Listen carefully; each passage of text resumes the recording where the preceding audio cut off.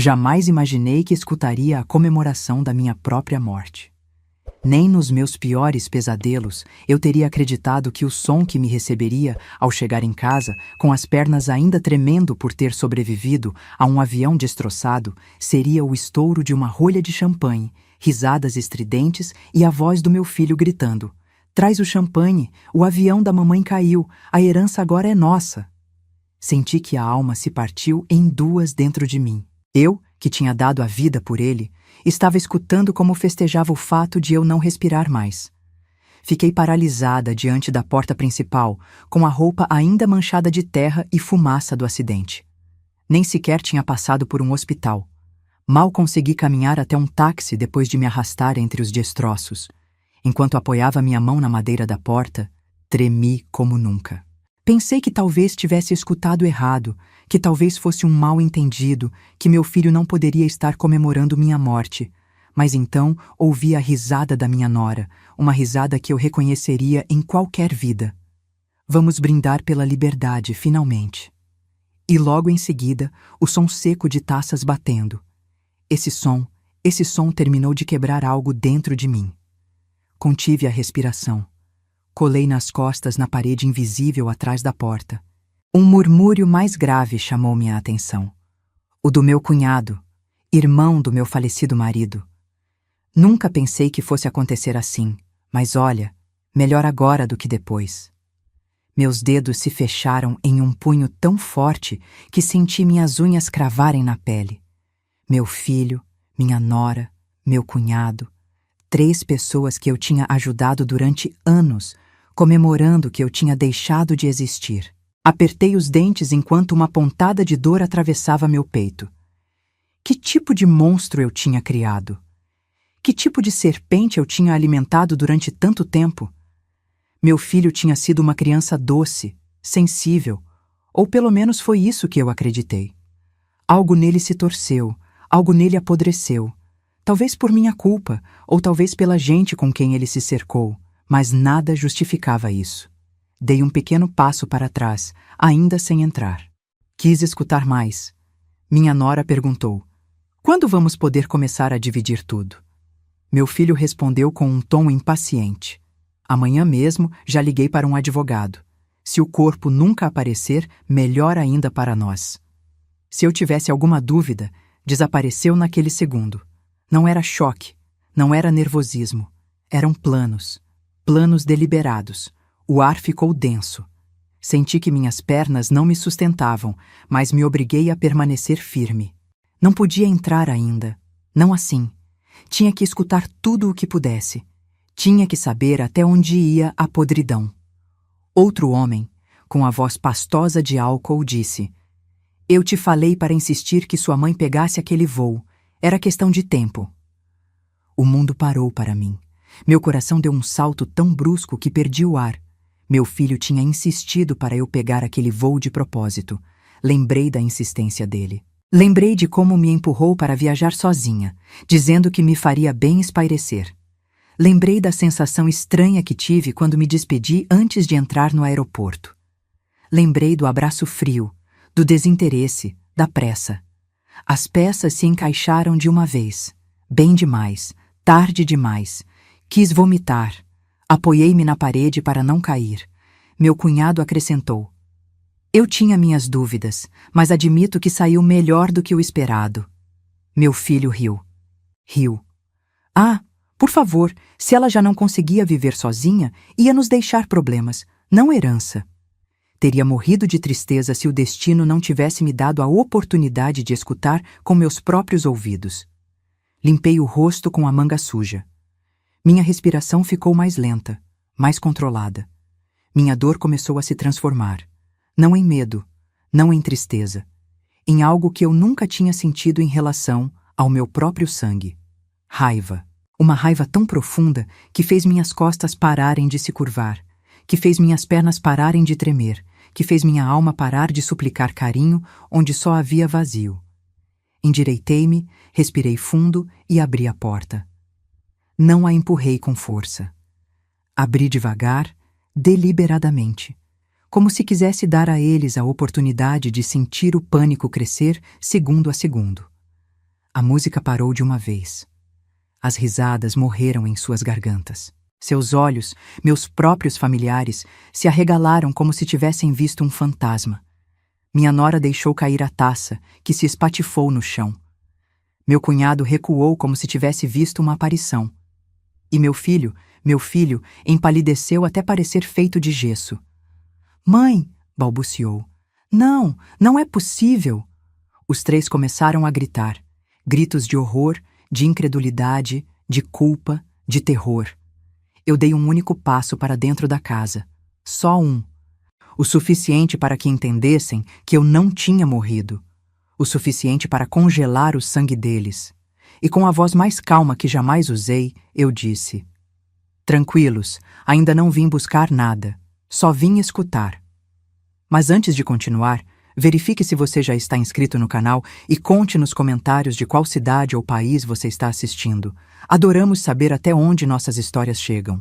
Quando minhas palavras ecoaram na sala, o silêncio que se criou não foi um silêncio normal. Foi um silêncio que cortava, que pesava, que denunciava. Era o silêncio de 3 pessoas se confrontando com a verdade. Eu não estava morta, e eles estavam acabados. Meu filho foi o primeiro a reagir. Deu um passo para trás, tropeçou em uma mesinha baixa e quase caiu. A taça da minha nora ainda estava quebrada aos pés dela, o vinho derramado como se fosse sangue. A música ainda tocava bem baixinho no alto-falante da sala de jantar. Uma melodia alegre que fazia tudo parecer ainda mais cruel. "Mãe", balbuciou. "Eu pensei, a gente achou que..." Levantei uma mão e o interrompi sem aumentar o tom. "Não diz nada ainda. Quero ver o que o seu coração inventa antes que a sua língua comece a mentir." Minha nora levou a mão ao peito, fingindo espanto, compaixão, até alívio. Eu a observei com a precisão de uma cirurgiã. Seus olhos não tinham lágrimas. Sua respiração não estava acelerada. Sua postura não era de alguém agradecida pela minha sobrevivência. Era a postura de uma atriz. Mais uma na minha vida. "Sogra", disse com a voz trêmula. "Graças a Deus eu não consigo acreditar. Pensamos o pior." "O pior", a interrompi. "Ou o melhor." Ela ficou gelada. Meu filho apertou os lábios. Meu cunhado desviou o olhar. O cheiro de champanhe recém-aberto ainda enchia o ambiente. Havia uma mesa com salgadinhos, um bolo, taças prontas para serem distribuídas. Música festiva. Não era um ambiente de tragédia. Era uma festa. Minha festa de morte. Caminhei devagar pela sala, com meus sapatos cobertos de terra e minhas mãos ainda arranhadas do acidente. Deixei que cada passo falasse mais alto que minhas palavras. Meu filho tentou se aproximar, mas recuou quando levantei o olhar. "Sabe o que mais me dói?" perguntei num sussurro. Meu filho engoliu em seco. Minha nora apertou a mão do cunhado. Os 3 se encolheram como se fossem crianças pegos roubando. "Que durante anos eu acreditei que tudo o que eu fazia por vocês era por amor", continuei. "E agora descubro que a única coisa que vocês estavam esperando era o meu fim." "Mãe, não!" gritou meu filho. "Você não entende. A gente se assustou." Ri. Uma risada amarga, quebrada. "Ah, sim. Por dentro vocês estavam arrasados enquanto brindavam." Meu cunhado murmurou. "Foi um mal-entendido." Olhei para ele. "Um mal-entendido? Quem diz, melhor agora do que depois, quando acredita que alguém que ama acabou de morrer?" Ele fechou a boca. Vi como meu filho procurava palavras entre os escombros da própria consciência, tentando construir uma mentira que sustentasse o insustentável. "Mãe", começou de novo, "te juro, eu não queria que você morresse. Só estava nervoso. Não sabia o que pensar." Me inclinei um pouco para a frente, observando-o com o mesmo cuidado com que se examina um animal ferido que pode morder. "Me diz uma coisa, filho", sussurrei. "Você ficou nervoso porque o avião caiu ou ficou nervoso porque eu sobrevivi?" Minha pergunta o atravessou como uma faca. Escapou dele um gesto mínimo, um piscar de olhos rápido que não soube esconder. Ali estava a verdade. Enquanto permanecia ali, Uma sensação que eu tentava ignorar desde o momento em que saí dos destroços do avião veio à tona. Algo naquele acidente tinha estado errado desde o início. E a voz daquele homem na sala, o que disse que meu filho tinha insistido, ecoava como um aviso tardio. Minha mente voltou, sem pedir licença, aos anos em que ele era apenas uma criança. Lembrei dele chegando triste da escola, com os ombros caídos porque alguém não quis brincar com ele. Lembrei de abraçá-lo com força, enquanto prometia que ele nunca estaria sozinho. Lembrei dele dormindo no meu colo quando tinha medo do escuro, me pedindo para não soltá-lo. Lembrei dele me dizendo, quando tinha 9 anos, que eu era a pessoa favorita dele no mundo. Em que momento tudo isso se quebrou? Havia sinais. Sempre houve. Sinais que eu ignorei porque estava ocupada demais, justificando o injustificável. Lembrei quando ele tinha 15 anos e eu o peguei roubando dinheiro do pai. Chorou. Jurou que era para comprar presentes para os amigos. O pai quis castigá-lo. Eu intercedi. Disse que tinha sido um erro, que era só um adolescente, que ia aprender. Lembrei quando, já adulto, me pediu uma quantia grande emprestada para um negócio que nunca existiu. Me mentiu. Soube meses depois, mas voltei a justificar. Ele está tentando encontrar o caminho dele, eu repetia para mim mesma. Meu falecido marido via coisas que eu não via. Muitas vezes tentou me alertar. Você mima ele demais. Está dando tudo sem que ele conquiste nada. Um dia isso vai te machucar. Eu me irritava quando ele dizia essas coisas. Achava que era exagero, que ele não entendia a sensibilidade do nosso filho. Achava que com amor tudo se corrigia. Me enganei. E agora o erro me perseguia com o rosto do meu filho, rindo da minha morte. Respirei fundo. Tinha algo mais que não podia ignorar. O acidente. Lembrei da cena no aeroporto. Meu filho insistiu em me levar. Insistiu em conferir o horário. Insistiu para eu pegar aquele voo. Insistiu para eu não me atrasar. E quando me despedi dele, não me olhou como uma mãe que está partindo. Me olhou como quem observa uma transação prestes a ser concluída. Não conseguia provar ainda, mas na minha alma já não havia dúvidas. Alguém tinha manipulado aquele acidente. Talvez não ele diretamente, mas ele sabia demais. Ou desejou demais. Olhei para os três mais uma vez. Tinha 2 opções: enfrentar tudo imediatamente, com a raiva fervendo, ou analisar, observar e planejar. Escolhi a segunda. Não por medo, por inteligência. A vingança nunca é eficaz quando se grita. É eficaz quando se executa em silêncio. Me virei e saí pela porta. Tinha que buscar respostas. Tinha que entender quem mais sabia. Tinha que reconstruir minha própria história desde o início, porque agora eu via com clareza o que jamais tinha querido ver. Meu filho não se tornou assim hoje. Meu filho sempre foi assim, e eu nunca quis aceitar. Caminhei sem rumo durante vários minutos, como se a rua pudesse absorver parte da dor que eu carregava dentro.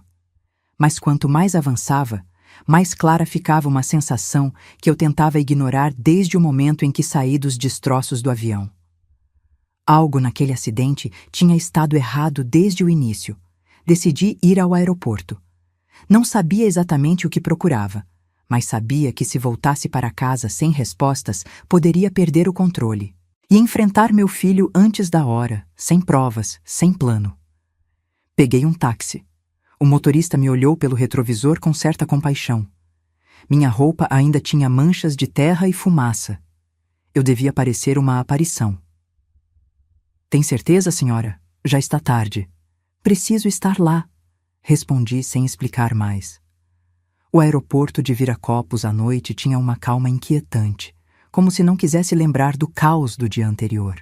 Ao descer do táxi, senti um arrepio percorrer minhas costas. A entrada estava quase vazia, exceto por alguns funcionários da limpeza e uma mulher de uniforme que olhava o celular. Me aproximei do balcão de informações.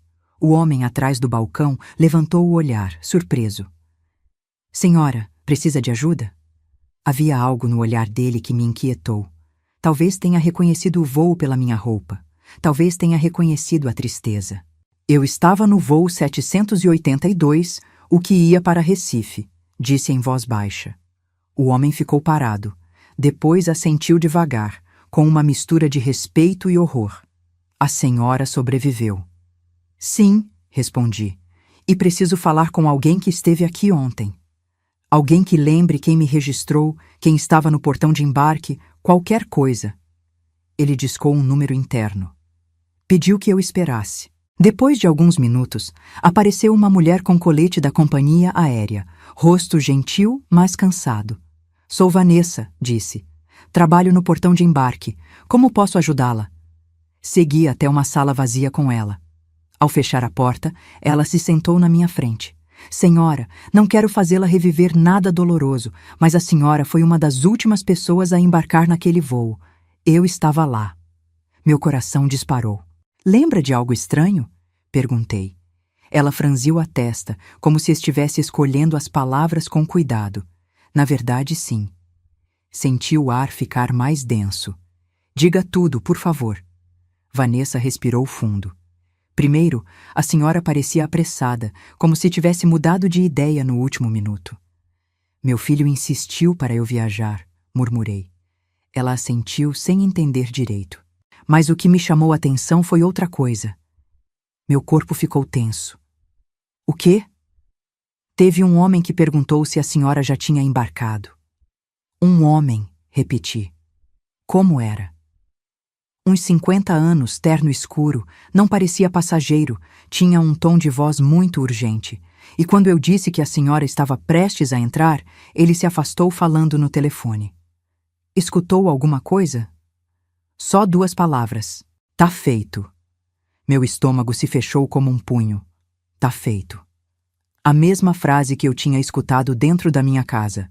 A mesma frase que meu cunhado repetia com cinismo. A mesma frase que usavam quando falavam da minha herança. Senti frio, muito frio. Lembra de mais alguma coisa? Perguntei. Vanessa hesitou. Bom, teve um segundo detalhe. Um que na hora me pareceu só coincidência, mas agora que vejo a senhora aqui, não sei. Diga. Uma semana antes, continuou, alguém ligou perguntando especificamente sobre esse voo. Perguntaram se era seguro, se tinha relatos de falhas na rota, se haveria atrasos. Na hora, achei que era um passageiro nervoso. Meu coração batia no peito e deixava um vazio. Deixou o nome? Não, o número estava bloqueado. Não consegui responder. Minha respiração se tornou um fio frágil. Vanessa apoiou uma mão sobre a mesa. Sei que isso não ajuda na dor, mas precisava contar, para que a senhora não pense que tudo foi coincidência. Cobri o rosto com as 2 mãos. Não chorei. Estava além das lágrimas. Quando saí da sala, minha mente era um turbilhão. Um homem perguntando por mim, alguém investigando o voo, meu filho insistindo na data, meu cunhado dizendo, melhor agora do que depois. Minha nora brindando, dizendo, finalmente. E o acidente. Aquele acidente do qual ninguém deveria ter sobrevivido. Me encostei numa coluna para recuperar o fôlego. O cheiro do aeroporto me revirava o estômago. Minha cabeça girava. Aquilo não foi um acidente. Não tinha sido um acidente. Talvez nunca tenha sido.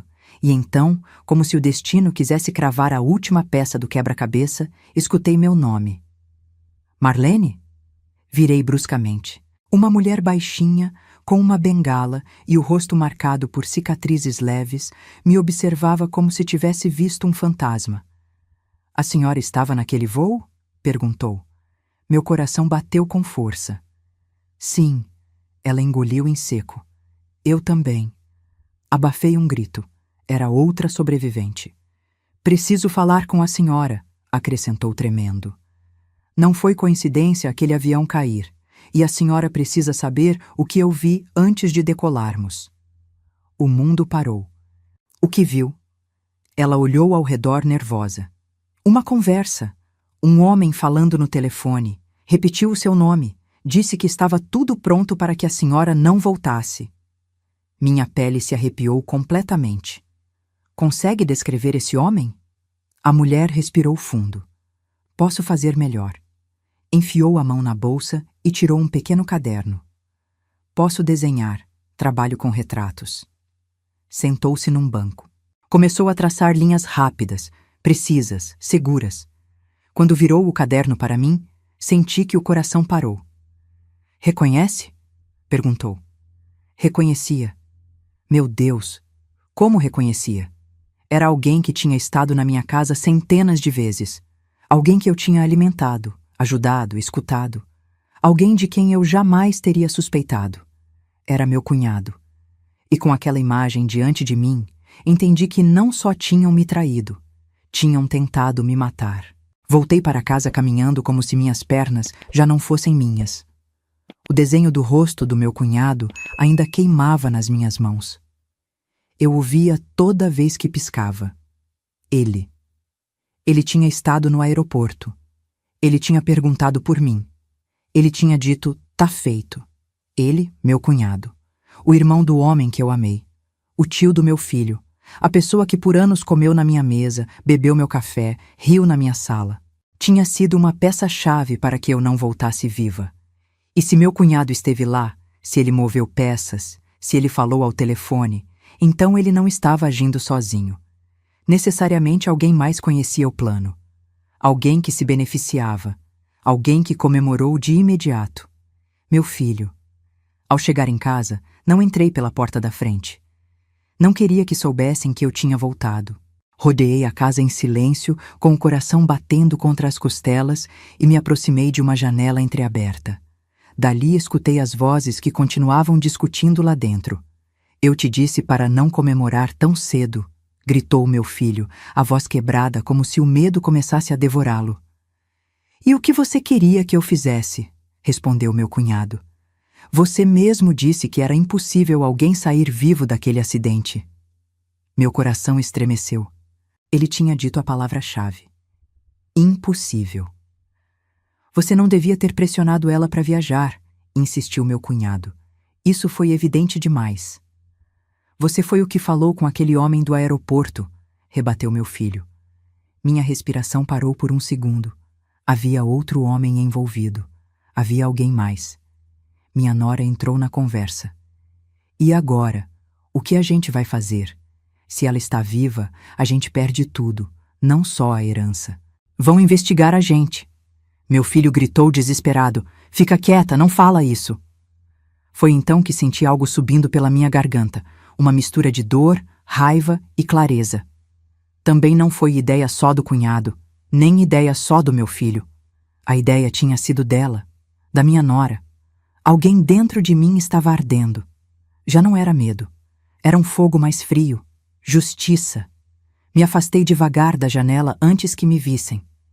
Não podia continuar escutando. Não porque doía. Doía sim. Mas porque o que eu precisava agora não era mais tristeza. Era estratégia. Caminhei até a frente da casa. O ar fresco bateu no meu rosto. Fechei os olhos e respirei fundo. Ali estava minha vizinha, Dona Célia, envolta num roupão, olhando para a minha casa com uma expressão que misturava susto e curiosidade. Marlene, sussurrou assim que me viu. Estão dizendo que você... Estou viva, respondi sem suavizar o tom. E preciso falar com você. Ela abriu o portão na mesma hora e me segurou pelo braço como se tivesse medo de me perder de novo. Entra, entra. Vou fazer um chá. Achei que nunca mais ia te ver. Entrei na casa dela, onde tudo estava tranquilo, aconchegante, quase normal. Ela me levou até a sala de jantar. Enquanto servia o chá, suas mãos tremiam.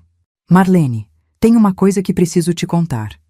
Uma coisa que eu ouvi, mas não sabia se devia falar. Tinha medo. Minha garganta se apertou. Me conta tudo, Célia. Por favor.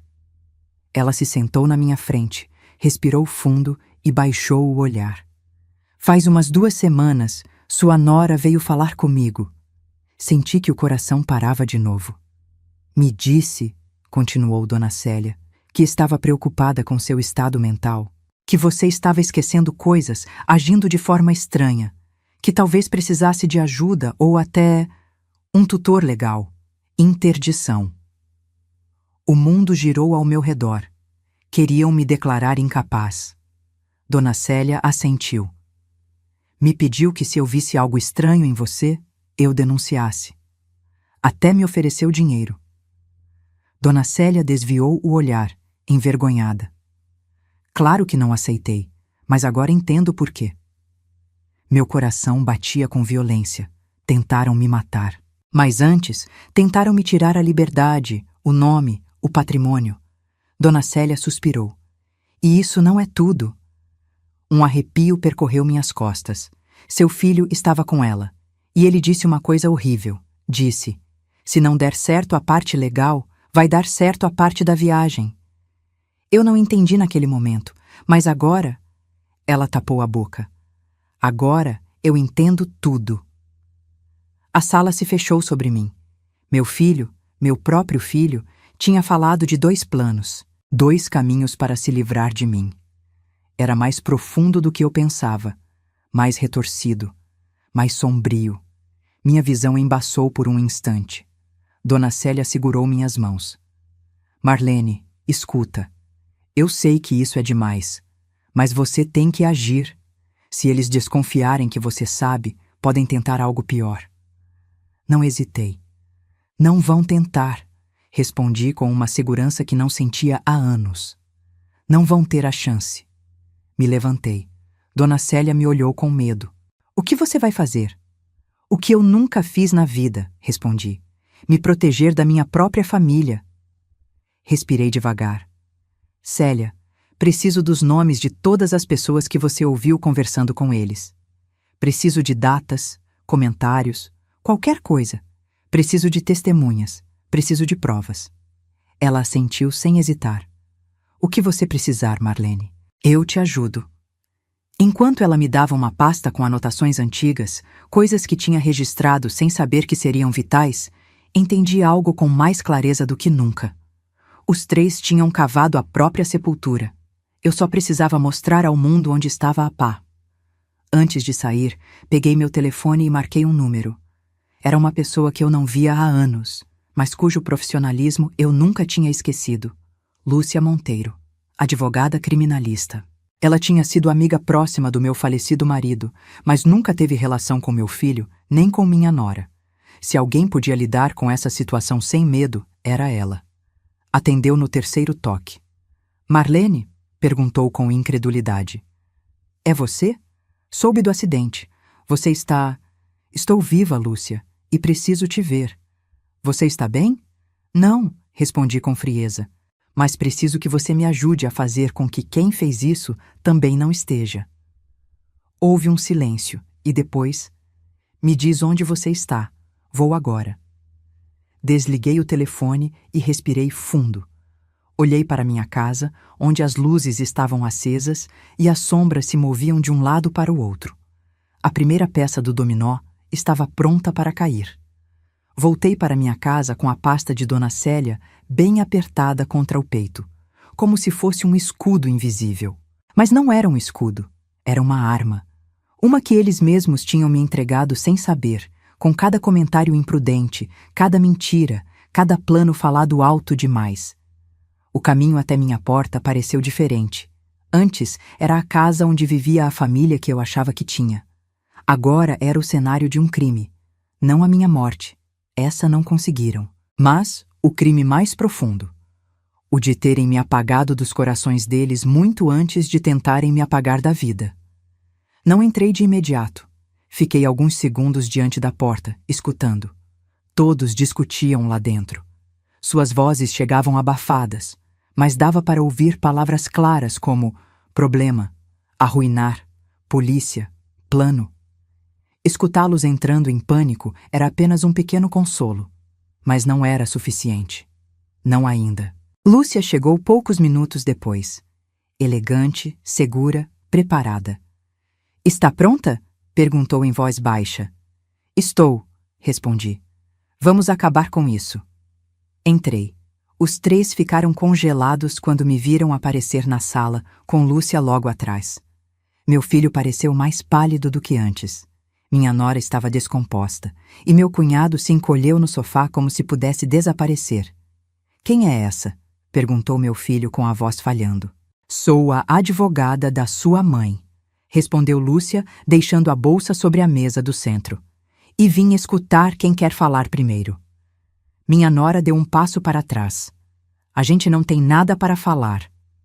Lúcia levantou uma sobrancelha com calma fria. Não precisam falar nada.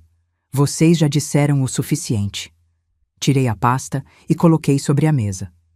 Tenho testemunhos, conversas escutadas pelos vizinhos, comentários imprudentes feitos em voz alta demais, anotações, datas, e se isso não for suficiente, também tenho um retrato. Meu cunhado empalideceu na hora. Retrato de quê? Perguntou meu filho. Olhei diretamente para o cunhado. Dele, no aeroporto. O corpo dele desabou no sofá. Meu filho explodiu. Meu Deus, tio, você estava no aeroporto? O cunhado não respondeu. Minha nora gritou. Você é louco? Colocou a gente toda nessa. E nesse exato momento, Lúcia tirou um pequeno aparelho da bolsa. Um gravador. Perfeito, disse com voz firme. Vamos facilitar as coisas. Marlene, coloca na mesa. Meu filho se levantou de um salto. Você está gravando essa conversa? Lúcia o olhou fixamente. Estou documentando, e fico feliz que você perceba, porque significa que entende a gravidade. Ele começou a andar em círculos, suando. Isso é uma loucura, mãe. Você vai mesmo deixar que tratem a gente como criminosos? Olhei para ele sem piscar. E o que vocês são, se não isso? O rosto dele desmoronou. Lúcia abriu uma pasta. Tenho cópias dos contratos de seguro de vida que você. Olhou diretamente nos olhos dele. Fez 3 meses antes do acidente. Curioso, não? A beneficiária não era sua mãe. Era você. Meu filho recuou como se tivesse levado um soco. Não, não é o que vocês estão pensando. O que era? Por carinho? Perguntou Lúcia com um tom que cortava. Ele se agarrou a uma almofada como se fosse uma boia. Eu tinha dívidas. Estava desesperado. Achei que se acontecesse alguma coisa... Minha voz finalmente se fez ouvir. Alguma coisa como o quê, filho? Ele não respondeu. Lúcia avançou um passo. Vamos continuar com você. Olhou para o cunhado. Temos testemunho direto de uma sobrevivente que viu você no aeroporto falando que a Marlene não ia voltar. Alguma explicação? Ele segurou a cabeça. Não era o que vocês pensam. Eu estava seguindo instruções. Minha nora o interrompeu com um grito agudo. Instruções de quem? O silêncio caiu. A pergunta pairou entre todos. O cunhado tremeu. Eu só fiz o que me mandaram, o que ele me pediu. Apontou para meu filho. Meu filho gritou como um animal encurralado. Mentiroso! Você está mentindo! Lúcia levantou uma mão. Tem um jeito muito simples de resolver isso. Chamar a polícia agora mesmo. Os 3 reagiram ao mesmo tempo. Minha nora desabou no sofá chorando. Meu cunhado começou a andar para trás como se procurasse uma saída secreta. Meu filho cerrou os 2 punhos. Você não pode fazer isso. Somos sua família, gritou para mim. Olhei para ele, e pela primeira vez na minha vida, não vi meu filho. Vi o homem que quase me matou. Minha família, disse devagar, morreu no dia em que comemoraram a minha morte. Ele ficou petrificado. Lúcia pegou o telefone. Última chance. Qual de vocês falou com o homem do aeroporto? Meu cunhado levantou as mãos. Fui eu, mas ele, apontou para meu filho, sabia de tudo. Eu só executei o que eles queriam. Ela, apontou para a nora, pressionava. Ela precisava do dinheiro. A nora gritou. Chega, foi ele. Ele planejou tudo. Eu só... A voz dela quebrou. Meu filho deu um soco na mesa. Calem a boca todos vocês. E então cometeu o erro fatal. Se tudo tivesse saído como a gente queria, nada disso estaria acontecendo. O silêncio foi absoluto. Lúcia sorriu devagar. Apertou um botão no gravador. Perfeito. Confissão completa. Meu filho levou as mãos ao rosto. Minha nora tremia. Meu cunhado chorava. Eu só respirei. Pela primeira vez sem dor. Lúcia guardou o gravador. Marlene, estamos prontas. Quer que eu ligue agora? Sim, respondi sem hesitar.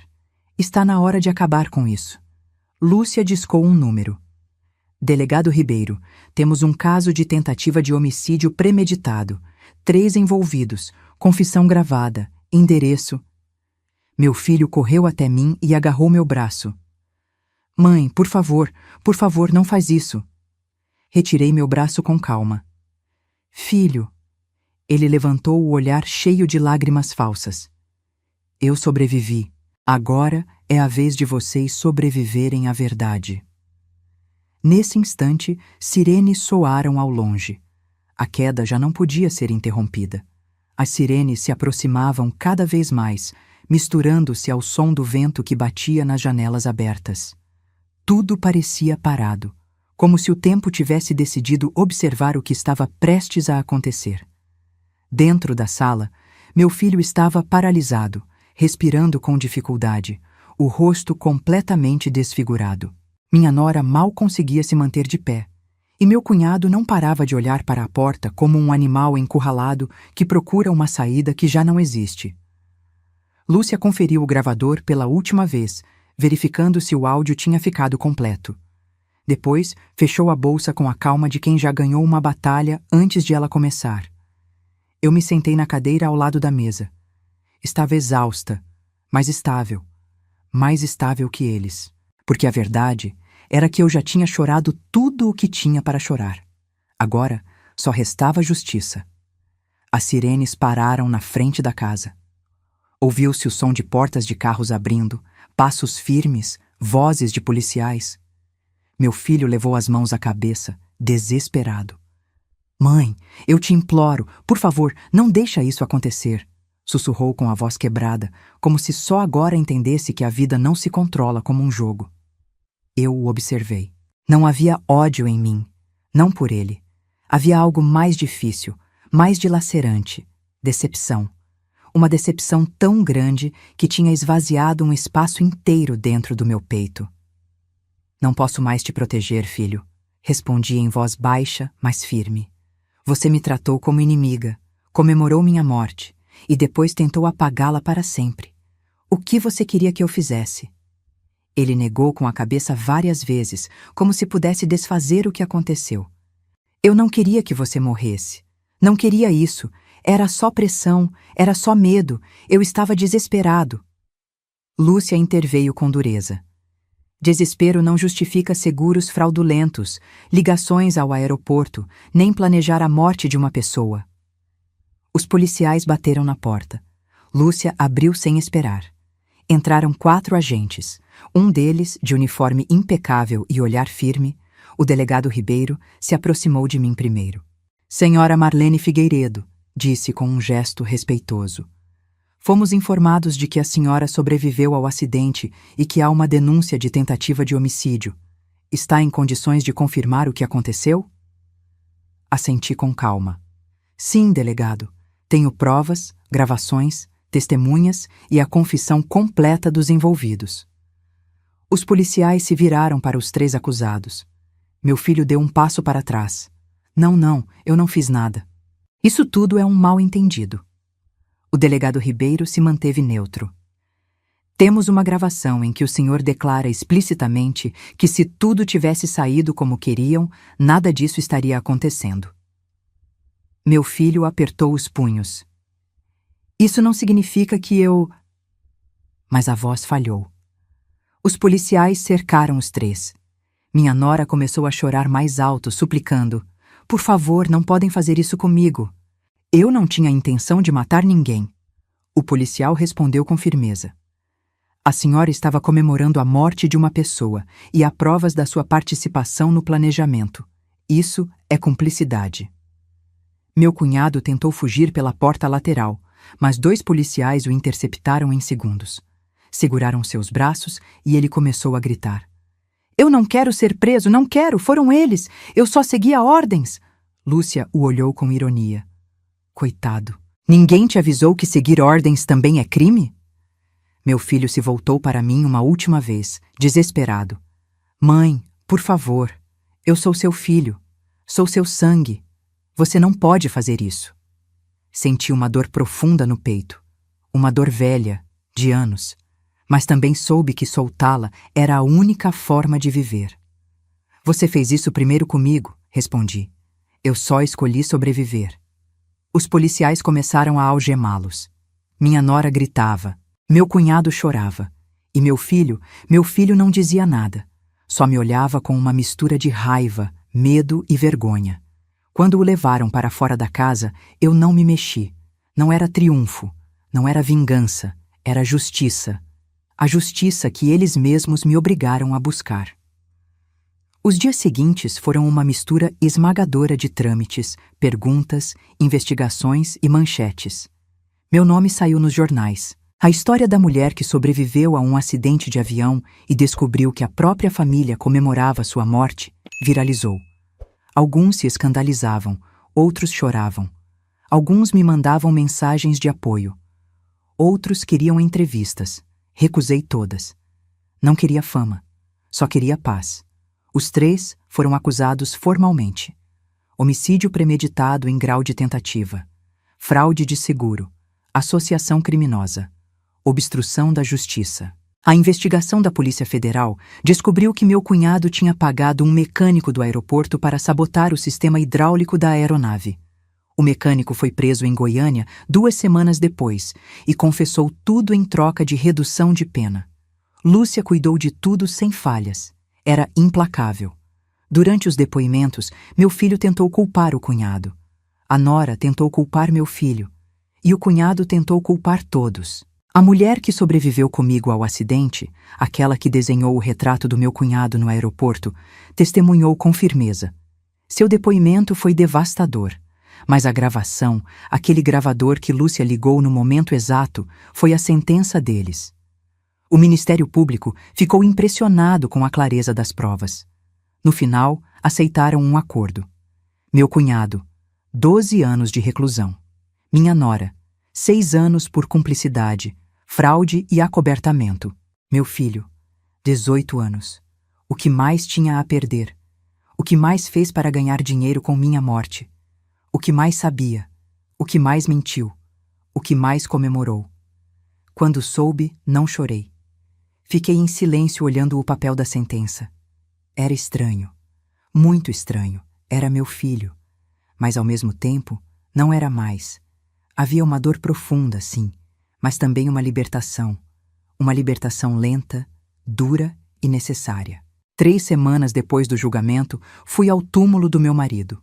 Lúcia me acompanhou. Dona Célia também. Levei flores brancas.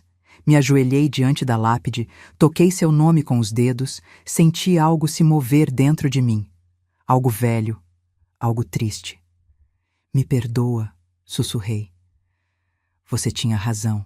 Sempre teve razão. Lúcia colocou a mão no meu ombro. Não é culpa sua ter amado demais. Respirei fundo. Mas foi erro meu não ver o que estava se formando. Ela negou devagar. Amar não é um erro. Confiar não é um erro. O erro cometem aqueles que destroem o que lhes é dado. Suas palavras me atravessaram como um raio de luz. Quando o processo terminou, me mudei para uma casa pequena em Ubatuba, perto do mar. Não era grande, não era luxuosa, mas era minha e era tranquila. Os primeiros dias acordei assustada, como se esperasse ver meu filho entrar pela porta para me pedir dinheiro, ou minha nora dando ordens, ou meu cunhado rondando como uma sombra. Mas não havia ninguém, só eu, e o som do mar. Pela primeira vez em anos, dormi sem medo. Aprendi a cozinhar para mim mesma, a caminhar pelas tardes, a ler sem interrupções, a escutar meus próprios pensamentos, a me amar. Às vezes chorava. Sim, porque o luto por um filho vivo é o mais doloroso. Mas também entendi algo. Meu filho deixou de ser meu filho muito antes daquele julgamento. Talvez tenha deixado de ser quando o dinheiro se tornou mais importante que minha vida.